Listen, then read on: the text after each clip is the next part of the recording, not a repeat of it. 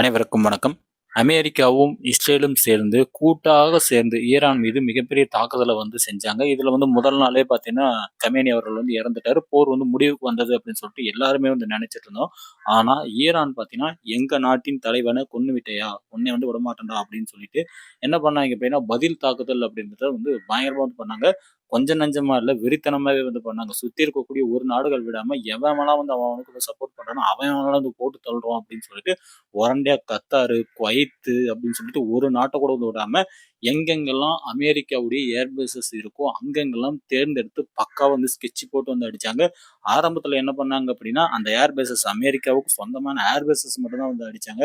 பின்னர் வரக்கூடிய நாட்கள்ல என்ன பண்ணாங்க அப்படின்னா, அந்த குறிப்பிட்ட நாடுகள் இருக்கக்கூடிய மிக முக்கியமான இடங்கள் குவைத் இருக்கு அப்படின்னா, குவைத்ல இருக்கக்கூடிய மிக உயரமான கட்டடம், மிக ஃபேமஸான ஒரு கட்டடம் அப்படின்னு சொல்லிட்டு அத செலக்ட் பண்ணி அடிக்கிறது. கத்தார்ல மிகவும் ஃபேமஸான ஒரு இடம், ஃபேமஸான ஒரு விமான தளம் அப்படின்னு சொல்லிட்டு, இந்த மாதிரி மிக முக்கியமான இடங்கள தேர்ந்தெடுத்து அடிக்கிறது அப்படின்னு சொல்லிட்டு இந்த விஷயத்த ஈரான் பண்ணிட்டு இருந்தாங்க.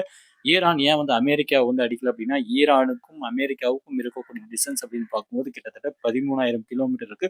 ஸோ அவ்வளவு தூரத்துல இவங்க போயிட்டு அடிக்கிறது அப்படிங்கிறது ரொம்ப ரிஸ்க்கான ஒரு விஷயம். அதே மாரி பார்த்தோம் அப்படின்னா, அவங்க அதற்காக பார்த்தீங்கன்னா, அந்த தடுப்பு வாகனங்கள்லாம் சிறப்பா வச்சிருப்பாய்ங்க. ஸோ இந்த இடத்துல பார்த்தீங்கன்னா, இவங்க இந்த ஒரு விஷயத்த பண்ண முடியாத பண்றனால, அவைங்களுக்கு நெருக்கமா இருக்கக்கூடிய இடத்த அடிப்போம் அப்படின்னு சொல்லிட்டு குவைத்த பார்த்தீங்கன்னா, போட்டு பொல பொலன்னு பார்த்தீங்கன்னா, இவங்க ஈரான்காரங்க போட்டு பொளந்து எடுத்துட்டாங்க. ஸோ இப்படி இருக்கக்கூடிய இந்த ஒரு நிலையில, இப்போ ஈரான் வீழ்ந்துரும்னு நெனைச்சாங்க. என்ன காரணம் அப்படின்னு பார்த்தோம்னா, ஈரான் கிட்ட அணு ஆயுதங்கள் இல்ல. அதனால வீழ்ந்துரும். முக்கியமான தலைவன் இல்ல. அதனால வீழ்ந்துரும் அப்படின்னு சொன்னாங்க. ஆனா, ஈரான் அவங்க கிட்ட வைத்திருக்கக்கூடிய அந்த ஆயுதங்கள வச்சு மிகப்பெரிய டப்பு குடுத்துருக்காங்க. இப்போ கூட பார்த்தோம் அப்படின்னா, ஈரான் இப்ப இருக்கக்கூடிய இந்த சிச்சுவேஷன்ல இன்னும் 1 மாசம் வரைக்கும் இந்த போர இழுத்துட்டு போவாய்ங்க. தோல்வி என்னமோ ஈரானுக்கு தான். ஆனா, ஈரான் டஃப் குடுக்குறாங்கல்ல. ஸோ அத தான் நம்ம பார்க்கணும். இப்ப இருக்கக்கூடிய இந்த சிச்சுவேஷன்ல இவங்க கிட்ட என்ன வலுவான அப்படிப்பட்ட ஆயுதங்கள் இருக்கு? எத வச்சு இவ்வளோ நாள் டஃப் குடுக்குறாங்க அப்படின்னு பார்த்தோம்னா, நம்ம தேடணும். ஸோ நெறைய விஷயங்கள் தேடும்போது, அவங்க கிட்ட இருக்கக்கூடிய 2 மிக முக்கியமான ஆயுதங்கள் பார்த்தீங்கன்னா, இவங்களுக்கு ரொம்பவே சப்போர்ட் பண்ணியிருக்கு.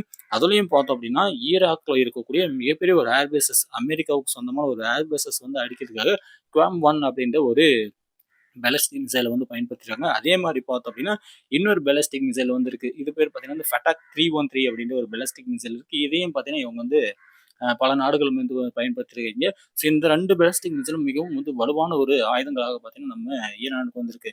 குவாம் 1 அப்படின்னு இந்த பாலிஸ்டிக் மிசைல பத்தி சொல்லணும் அப்படின்னா, ஃபர்ஸ்ட் பாலிஸ்டிக் மிசைல் அப்படின்னா என்னன்னு தெரிஞ்சுப்போம்.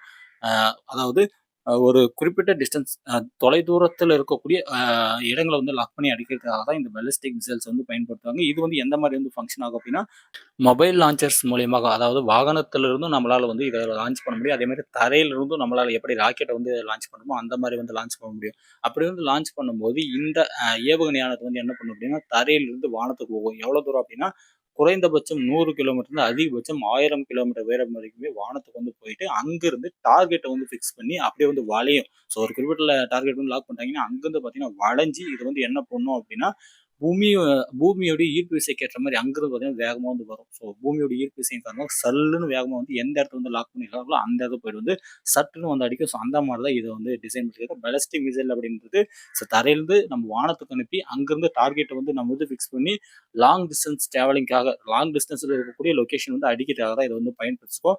நான் ஃபர்ஸ்ட் சொன்னேன்ல குவாம் 1 அப்படின்ற இந்த பாலிஸ்டிக் மிசைல் இதோட மேக்ஸிமம் டிஸ்டன்ஸ் அப்படின்னு பார்க்கும்போது 700 கிலோமீட்டர்.